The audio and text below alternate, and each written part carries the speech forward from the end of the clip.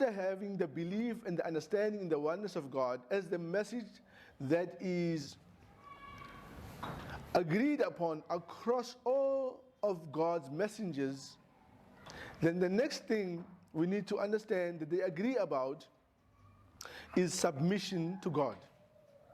Is there any messenger before Prophet Muhammad who had called to his own way, who had called his people to worship him,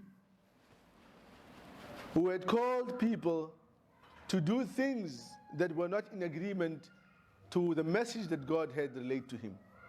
And all of believers, and all of those who are believers amongst the Muslims who have kept the name of Muslim, amongst the Christians who have taken up the title of following Jesus, and amongst the Jews who have named themselves behind Prophet Yaqub, peace be upon him.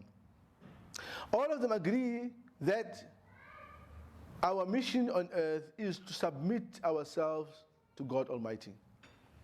And this essentially is what Islam means.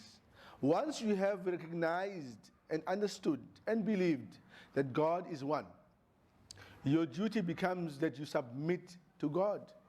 In other words, that you understand that God Almighty is the one who determines how we should live our lives.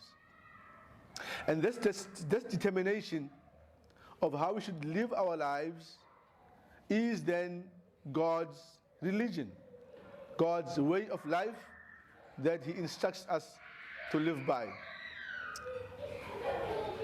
And this way of life becomes Islam.